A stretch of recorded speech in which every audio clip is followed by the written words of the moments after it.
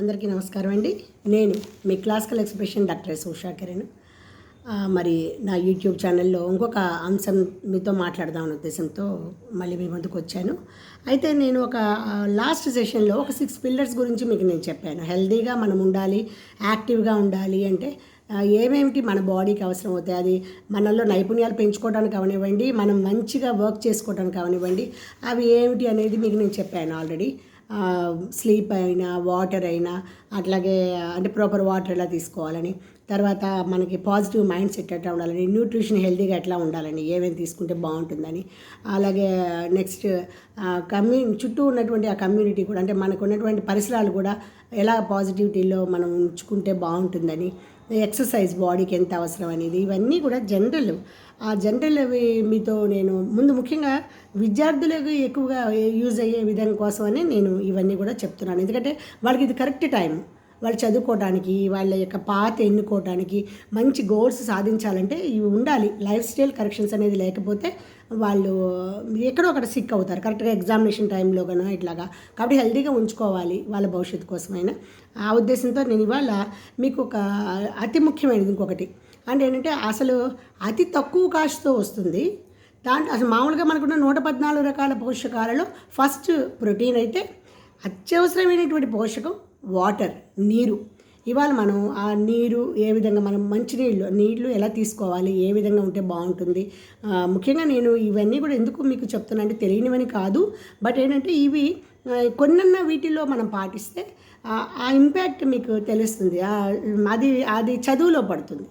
ఎలా చదువుకోవాలి, ఎలా పనులు చేసుకోవాలి, మనం ఆరోగ్యంగా ఏ విధంగా మన చేతిలో ఉన్నది మనం ఎలా చేసుకోవచ్చు అనే దాని గురించి మాట్లాడదామని వచ్చాను.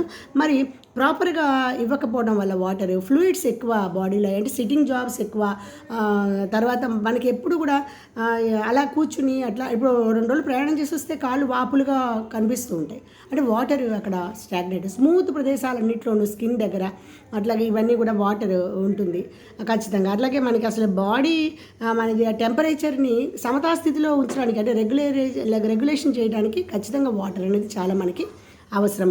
అలాగే మజిల్స్ టిష్యూస్లో ఉంటుంది, ఆర్గాన్స్లో ఉంటుంది వాటర్. మరి మన బాడీకి సిగ్నల్ పంపేది బ్రెయిన్ కదా.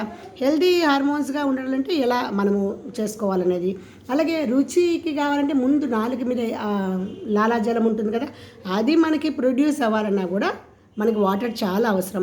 మరి ఈ వాటర్ రిటెన్షన్ రావటం మూలంగా మనం చాలా ఇబ్బందులు పడుతున్నాం. కాబట్టి అసలు వాటర్ ఎంత తీసుకోవాలి, ఎలా తీసుకోవాలి, మనకి ఉన్న వెయిట్లో ఒక 1 కేజీ, అంటే 1 కేజీ బరువుకి, ఒక కేజీ బరువు అంటే ఒక 1 లీటర్ బాటిల్ వాటర్ 1 కేజీ బరువుకి మనం, అంటే 20 కేజెస్కి 1 లీటర్ బరువు, 1 లీటర్ వాటర్ బాటిల్ తీసుకోవాలి. మళ్ళీ ఒకసారి రిమైండ్ చేస్తున్నాను, 20 కేజెస్ బరువుకి 1 లీటర్ ఖచ్చితంగా తీసుకోవాలి. దాన్ని బట్టి ఎట్లా మనం మెయింటైన్ చేసుకోవాలి, మన వెయిట్ చూసుకొని.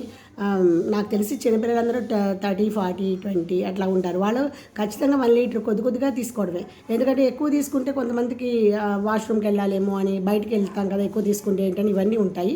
సో దట్ మనము ఇలాగా 20 కేజెస్కి 1 లీటర్గా లెక్క పెట్టుకొని మనం ఎంత ఉన్నామో వెయిట్ చూసుకుని చేస్తే అది చాలా హెల్ప్ అవుతుంది మనకి.